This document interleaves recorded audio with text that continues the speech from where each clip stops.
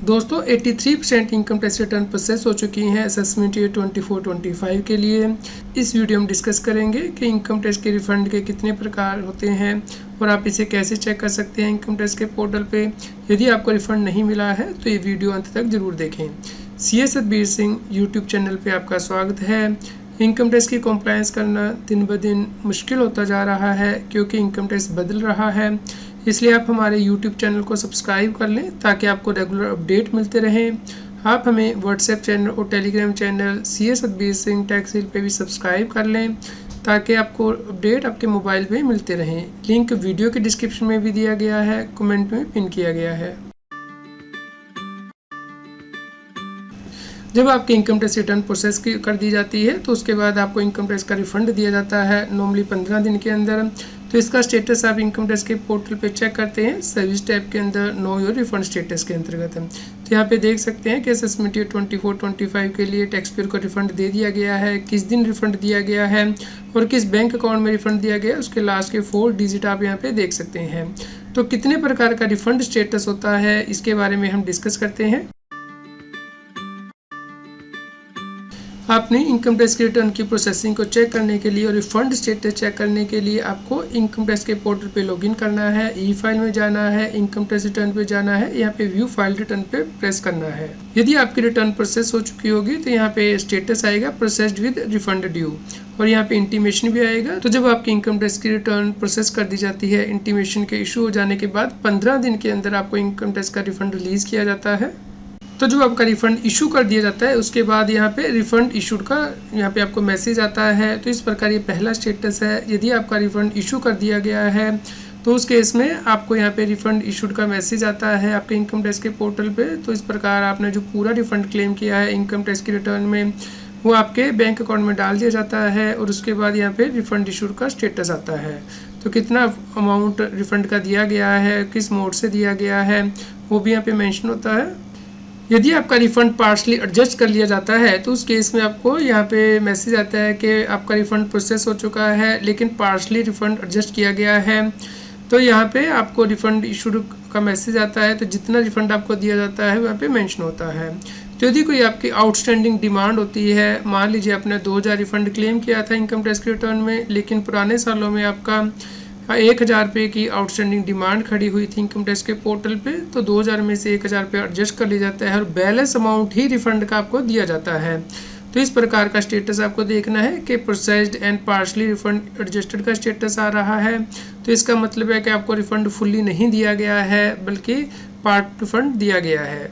तीसरा स्टेटस है जबकि आपका रिफंड पूरी तरह से एडजस्ट कर लिया जाता है। मान लीजिए आपकी आउटस्टैंडिंग डिमांड 2000 थी और आपका जो इनकम टैक्स का रिफंड है सिर्फ 1000 रुपया ही था। तो जो आपका पूरा इनकम टैक्स का रिफंड है उसे एडजस्ट कर लिया जाता है आउटस्टैंडिंग डिमांड से। तो आपको इस प्रकार का स्टेटस दिखता है processed and fully refund adjusted, यानी कि आपका रिफंड पूरी तरीके से एडजस्ट कर लिया गया है आउटस्टैंडिंग डिमांड के अगेंस्ट। इसके अलावा चौथा स्टेटस है जब आपका रिफंड फेल हो जाता है। तो इस केस में यहाँ पे लिखा होगा रिफंड फेलियर और यहाँ पे रीज़न भी लिखे होंगे फेलियर के और डेट ऑफ कम्युनिकेशन आपको लिखी होगी कि किस दिन आपको कम्युनिकेट किया गया है कि आपका रिफ़ंड फेल हो चुका है।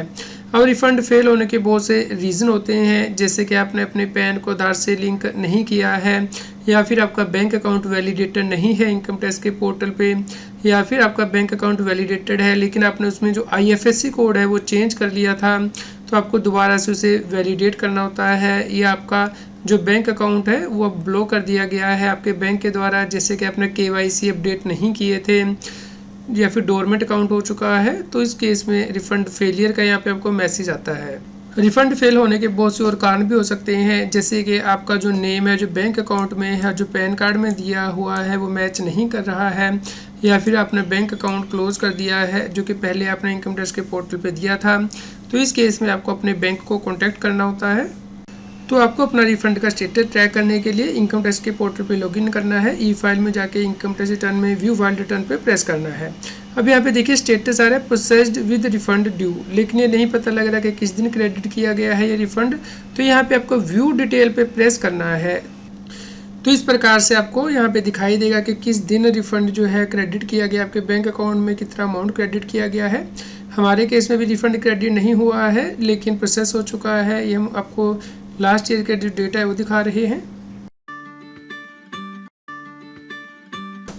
तो यदि आपका रिफंड कम आया या नहीं आया है तो उस केस में आप यहाँ पे ग्रीवेंस में जा सकते हैं। इनकम टैक्स के पोर्टल पे सबमिट ग्रीवेंस पे प्रेस करेंगे।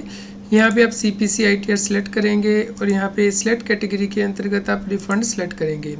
यहाँ पे सब कैटेगरी के अंतर्गत आप सिलेक्ट करेंगे, जैसे इंटीमेशन ऑर्डर रिसीव हो गया लेकिन रिफ़ंड आपको नहीं आया है, या फिर कोई भी और रिफ़ंड रिलेटेड आपकी क्वेरी है, जैसे कि रिफ़ंड आपको कम पे किया गया है या रिफ़ंड फेल हो गया है, तो इस प्रकार आप ग्रीवेंस सबमिट कर सकते हैं इनकम टैक्स के पोर्टल पे।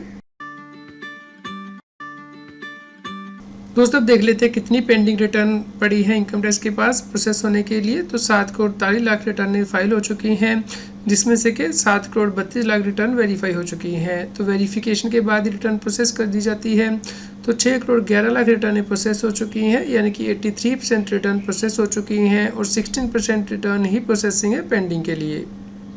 तो देख लेते हैं कि पेंडिंग रिटर्न को प्रोसेस होने में कितना टाइम लगेगा। तो 7,32,00,000 रिटर्न वेरीफाई हो चुकी हैं, जिसमें से कि 6,11,00,000 रिटर्न आज की डेट में प्रोसेस हो चुकी हैं।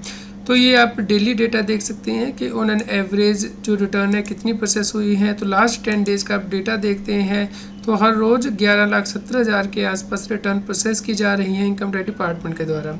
इस प्रकार जो पेंडिंग रिटर्न बची है यानी कि 1,21,00,000 वो उम्मीद है कि अगले 10 दिनों में प्रोसेस कर दी जाएंगी इनकम टैक्स डिपार्टमेंट के द्वारा। यदि आपका रिफंड फेल हो गया था क्योंकि आपने बैंक अकाउंट वैलिडेट नहीं किया था या फिर IFSC कोड चेंज हो गया था, तो आप बैंक अकाउंट को दोबारा से वैलिडेट करके रिफ़ंड री इशू की रिक्वेस्ट डाल सकते हैं। यहाँ पे सर्विस टाइम में जाके रिफ़ंड री इशू पे प्रेस करेंगे तो जो रिफ़ंड आपका फेलियर हुआ है वो आपको दिखाई देगा और आप अपना रिस्पेक्टिव बैंक अकाउंट चूज़ करके जो कि वैलिडेट हो चुका है उसे चूज़ करके उसमें रिफ़ंड दोबारा से ले सकते हैं जो कि पहले फेल हो चुका था। यदि आपकी कोई आउटस्टैंडिंग डिमांड है तो उससे आपका रिफ़ंड एडजस्ट किया जाता है, लेकिन यदि आप रिस्पॉन्स दे देते हैं कि आपका रिफ़ंड एडजस्ट ना किया जाए, इसके लिए रीज़न दे देते हैं तो एडजस्ट नहीं किया जाता। इसके लिए आपको इनकम टैक्स के पोर्टल पे ही पेंडिंग एक्शन में जाके रिस्पॉन्स टू आउटस्टैंडिंग डिमांड के अंतर्गत रिस्पॉन्स देना होता है।